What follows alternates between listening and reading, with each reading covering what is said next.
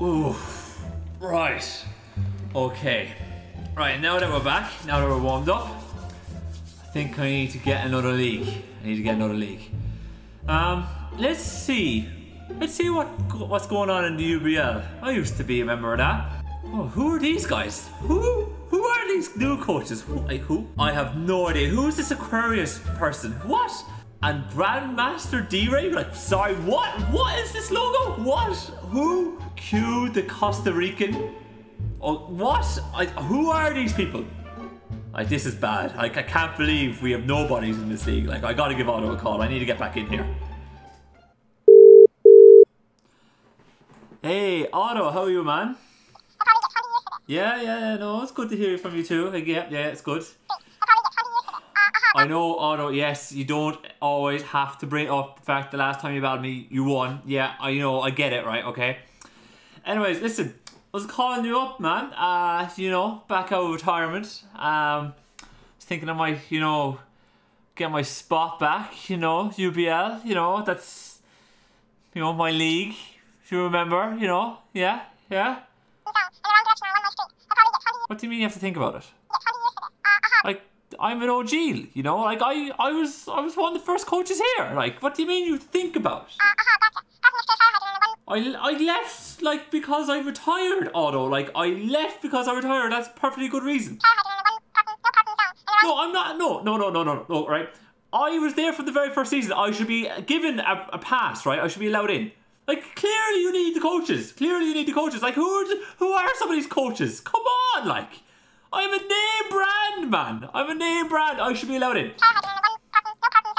What do you mean that everyone's forgotten who I am? I am the face that runs the place, man. I built the UBL. The UBL is the house that the IrishEmerald built, and you're telling me you have to think about letting me in. What?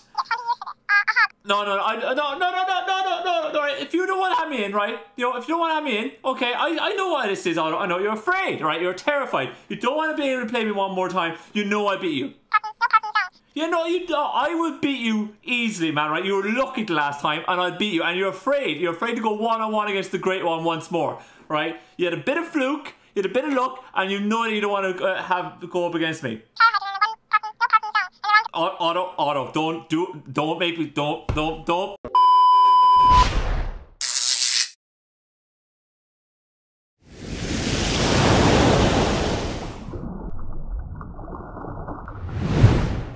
Hey guys, what's up? IrishEmerald here. Welcome back to the channel, and welcome back to your Wexford Wailords being in the UBL. This is the house that we built, ladies and gentlemen. We were here from day one. We have run the league. This league is not... You cannot write a history of this league without us being in it. And I am back for vengeance. We left when we retired in a position where we looked like we were finally going to win this league.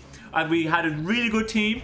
We started off strongly, and then look, obviously the rest was history, and we never got to capitalize on that potential. But this season, you guys, I am back for one reason only, and that is sheer and utter domination.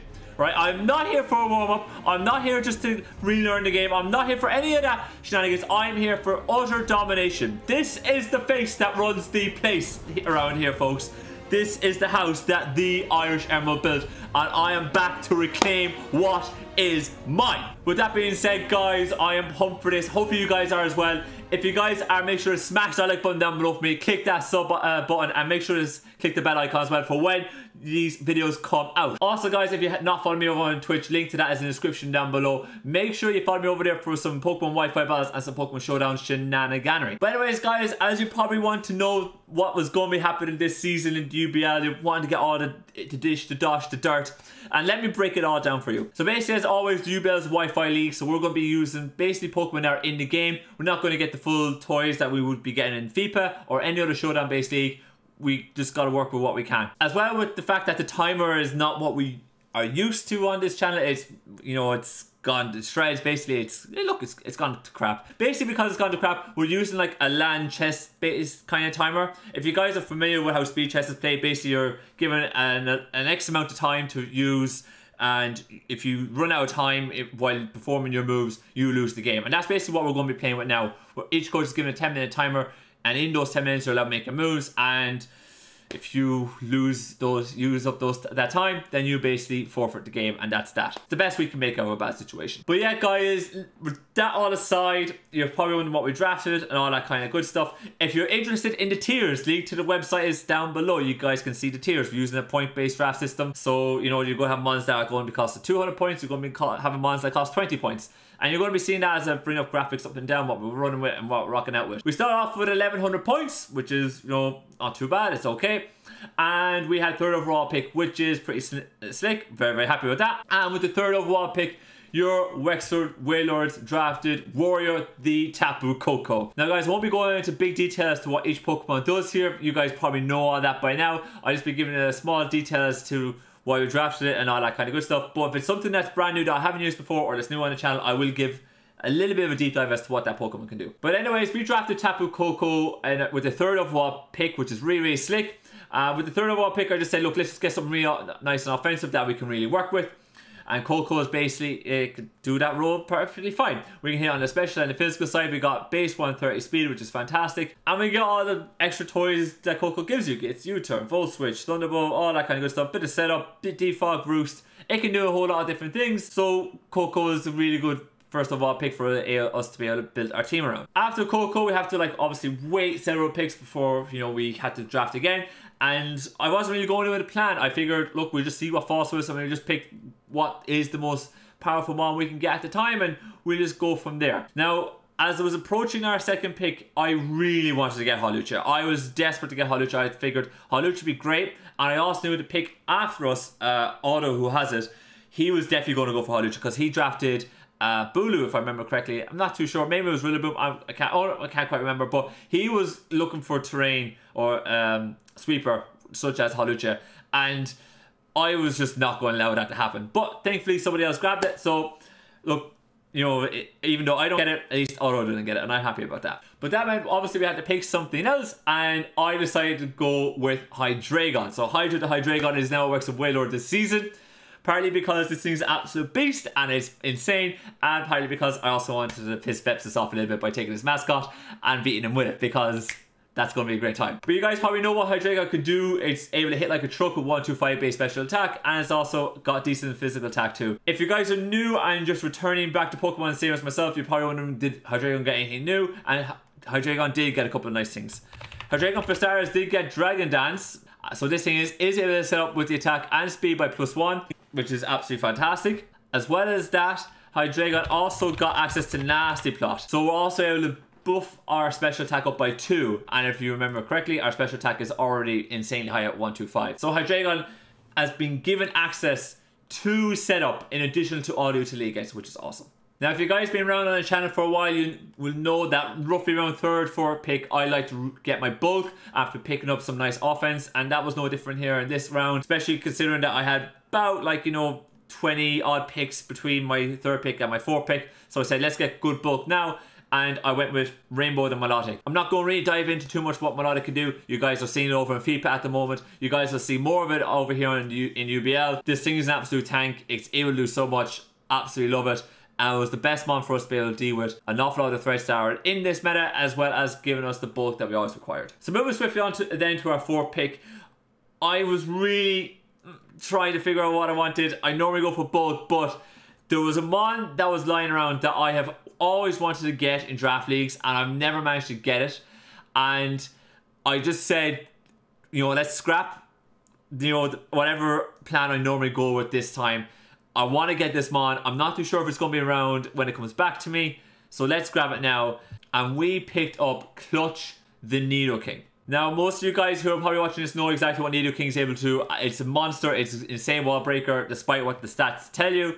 That's simply because this thing gets sheer force. And that is insane. I really wanted to get this. I haven't been able to use it in draft leagues before. And I was torn between grabbing Nidoking and Nidoqueen, but I said, we're going to go for the king. We're going to go for the big man, the big boss. He's named Clutch for a reason because he comes in clutch. And that is what we are rocking out with. Really looking forward to using Nidoking this season. After that though, as you guys were able to see on the graphics, our points started to really take a hit. Like, we really had like gone top heavy, and I do like going top heavy. I think it does help out with your draft. I think when you have an awful lot of powerful ones that, you know, can put offensive dents in teams. But we also need to think about our points, and we also need to start thinking about bulk, because as what I normally would have done, I did where I draft bulk in round 4 as well. I didn't get bulk in round 4 this time, so I knew I needed bulk this time around. But that's when I spotted something lying around really cheap for around 80 points that, to me, probably should have been a little bit more expensive, and I figured let's pick this mod up because this thing is going to be immense for us.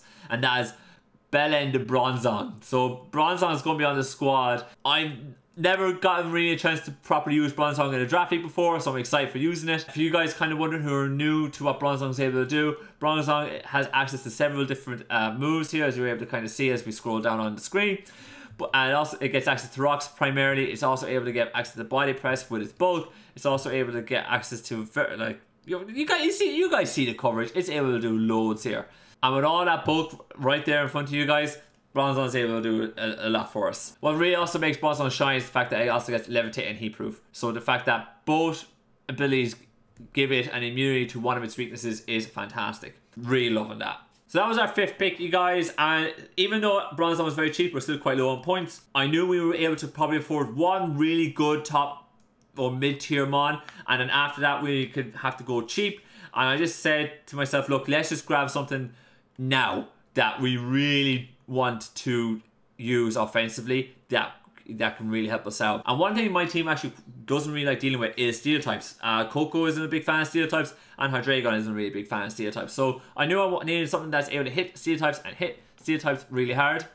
And that brought me back to an old favourite of mine, DK the Darmanitan. So if you guys remember, we used Darmanitan back in, I think it was UBL Season 2, can't quite recall, but it's a mon that we've used before, and this thing again is insane. We get the sheer force just like what Nidoking does, but it's that base 140 attack, base 95 speed. We were able to just cause absolute havoc with this this mon. Very few mons are able to kind of come in and just take a hit from this thing, and if they can, they're not overly keen on it because they're still going to be taking roughly around 48%. So it forces them to click the recover the next turn, and vice versa. So really happy that we got Darmanitan, even though a little bit of dent on the points. I think Darmanitan being able to break through those steel types for Coco and Hydreigon is going to help us out immensely. So with our offense pretty much nicely sorted and nicely settled, I figured, right, let's just start building on what we have here. But we also have to kind of be very conservative with our points. We have to be careful what we pick up and what we don't pick up. So we kind of had to look down the low tiers, figure out what was available for us, what really did shine, and just, you know, go for it. Like, you know, that was mainly the plan. There's nothing really too fussy about that, guys, and I just said let's do it. But I wasn't really too happy with Darmanitan being our only answer to steel types. I also kind of wanted another answer for steel types that was also a bit more on the bulkier side and that could do a little bit of work for us, and that's where we picked up Beyblade the Hitmontop. Again, you guys have seen me use Hitmontop before on this channel, so I'm not going to go too crazy into it. The one thing that Hitmontop did get though that is awesome this gen is Triple Axle. So Hitmontop has access to an ice type move that we can use when say our opponent wants to play a flying type or ground type or something like that's one that can counter us. We have a mon that's able to kind of come in and hit an ice type move and hit that super effectively. What's also really nice about Triple Axle is that it is Technician boosted. So that also means that we might not always have to run Intimidate. We can run Technician and allow Triple Axle to do a ton of work. But I figured that Hitmontop was going to be a really nice defensive cover for our team, dealing against steel types and other such threats like that. And it just adds to the overall bulk for our team. Takes the load off my Nautic and Bronzong a lot. Speaking of Technician, guys, the next pick I decided to go for, again, low tier, trying to save our points, but I knew that this mod got a couple of nice different things this gen, and I figured we might as well grab it because it's able to do a couple of nice different things, and that is Scyther. So I picked up Scyther in this round just as like a low tier offensive mod that is going to cause people to prep. We do get U-turn, we do get Bug Bite, that's Technician boosted. But what Scyther did get this gen, which you guys who are new don't know about, is we did get Dual Wing Beat. And this being Technician boosted means that we get a physical flying type move that's about 100 and is it 106? I'm not too sure, I can't quite remember off the top of my head, but it's over base 100 power with really no drawbacks other than being it being 90% accurate. But we also get like, you know, the Swords Dance, Roost, all that, and Defog, all that kind of shenanigans. And with heavy duty boots being in this game now, it means that Scyther could run heavy duty boots over Evolite if we want this thing to be very offensive and not have to worry about hazards coming in and hindering Scyther's ability to set up and go crazy. Those last two picks, guys, was basically just trying to round off typings and getting them for cheap and also give us a little bit of extra utility. Keeping up with that theme, guys, you see I only have 100 points left for 3 more mons. So still looking for cheap mons that can do a little bit of business for us, but we have a couple of ideas up our sleeve. For our third last pick though, I was very torn between a few different Pokemon and I wasn't too sure what to grab. I really wanted a Cleric. I wanted a mon that was able to supplement Bronze on a lot and also Hitmontop, because those two mons could really appreciate Wish support. But I also wanted a grass type that could also be accountable for in prep, if you get me. So it forces our opponent to at least bring something to deal with it. And it was tough. It was not easy to kind of find something that I was really comfortable with. There's loads of options low tier for like some decent grass types you can grab. But what I decided to go for was something that was a little bit off the wall that people maybe don't know about, and that was Leafeon. So Evergreen the Leafeon is on the squad. I haven't used this mon really before, and maybe you guys haven't seen it. Stats wise, it gets 110 base attack, 130 base defense. That's insanely high. Like, you know, for any normal one, that's insanely high. We also get 95 base speed, which is pretty slick. The real downfall of Leafeon is that it doesn't really get an awful lot of coverage. Our two main offensive moves are going to be Leaf, Blade, and Knockoff. After that, we don't really have much coverage, but we do get your Clerical support. We get your Heal Bell, we get Wish, and we get Baton Pass. So we're able to pivot out, which is really nice, and we're also able to heal up our team. Now, some of you guys are probably wondering, Irish, why would the third last pick would you go Leafeon? No one would have picked Leafeon. Like, Leafeon would have been there at the very end. But 3 other coaches were going to draft Leafeon this same round, and I sniped all 3 of them. So, I'm a genius. That's basically it. After that, you guys, I was looking around at some other holes that we potentially need to fill on the squad. Particularly, you know, some sort of answer for Dragapult and a little bit of extra bulk as well to help sort out the team. I was looking around. There was a couple of options. I was torn. I won't lie. Didn't really think or know what I was going to be getting until the very end. But I did settle on Licky. Now, again, this is one I haven't used before, and some of you guys maybe haven't seen it, so I break down what Licky can do for you guys. Licky's got a high base HP with some decent defensive stats, so this thing can sponge a hit very easily. We have a couple of nice abilities there with Own Tempo and Oblivious, making us immune to Intimidate, and we have Cloud9, which can stop the effects of weather. That doesn't mean that we just stop weather entirely. It just means when we're on the field of play, whatever buffs or nerfs that you get with weather are just gone.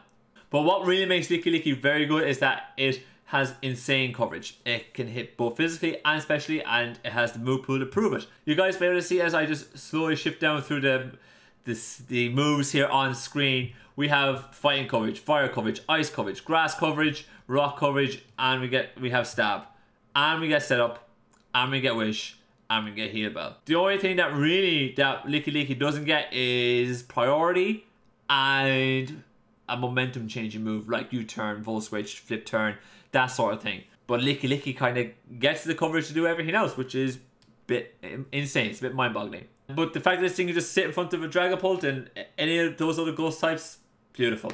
And the other reason why I wanted to draft Licky was because Otto was going to draft it just after us, had to stay there, and f*** Otto. So that was that. But yeah, our last final mon that we're going to be drafting, we only have 20 points, so we're literally scrounging in the bottom tier for this. You're probably thinking, you know, there's not going to be much there, and look, let's be honest, there's never really too much there in the 20 point tier that's going to be outstanding. But there was a mon there that we had a type missing for, and also provided something that we didn't have, so I decided to go for it, and that was Glalie. Now Glalie, look, doesn't do too much. It's just 80 base stats across the board. Like, it doesn't do anything great, but what it does have is spikes. It's able to set up spikes, so we get a little bit of hazard support there. Means that teams have to be a bit more worried about it. If they see Glalie, they have to think, oh look, there's a bit of hazard support there, etc. But outside that, Glalie isn't going to be able to do too much. If we find something niche that's we're able to do with it, then looking forward to seeing it. But yeah, guys, that is your Wexel Wailords. I'm really looking forward to seeing how this team gets on. Really looking forward to how we do this season. But I am here to dominate. I am not looking for anything else other than you know, a parade, a succession of wins. Like, this is, I'm not holding back. I'm not going to be even nice about it. I'm here to ruin people's lives this season. I'm not here to be sporting. I'm not here to be a gentleman. I'm not here to be kind, you know, or romantic. You know, this is my comeback story to the UBL, and this is where I am going to dominate. That is it, right? I'm making no bones about it, right? Anyone who wants to step up and take a lash at me, I'm going to just put you back down in place. That's it. Don't care if you're new, if you've been here since season 1, if you've won the most championships. Don't care who you are. You're nothing, right, to me and my comeback story. That's it. But yeah, guys, I've taken enough of your time here, I think. You've seen the team. I hope that you're ecstatic to be seeing what we're going to be coming up with. 2 more things before we wrap up, though. Battles will be out on Mondays. 8 PM Irish time, 3 PM Eastern. Apparently some Brits don't know that we're on the same time zone, so I better say 8 PM for Brits as well. But I don't know. But that's when the battle is going to be out, you guys. If you want team builders, again, I'm going to suggest the same that I did at the start of my FIFA Showdown series, where for that league, if you want to see team builders, 10 comments down below, or like at least 10 reactions. Like, you know what I mean. Basically, 10 unique comments, interactions, whatever, saying if you guys want team builders, I will make them, and I'll make them in depth and all that kind of good stuff like what I used to do. Other than that, though, guys, if I don't see that, I'm just going to be doing like the short, snappy, you know, team recap at the start of the video that I've been doing over on FIFA, and hopefully you guys can like that. But yeah, guys, that's all I gotta say. Make sure as well you click the like button down below, smash the sub button, all that kind of good stuff. And give some love to the coaches as well. I know I said I'm here for my domination. Make sure to give some love to the coaches. Go check out their teams. Tell them if they're good or not. If they're good, tell them even though they are good, they're still going to get wiped by me. Links to all the coaches in the description down below. But yeah, I'm going to get out of here, guys. As always, thank you guys so much for watching, and I'll see you next time.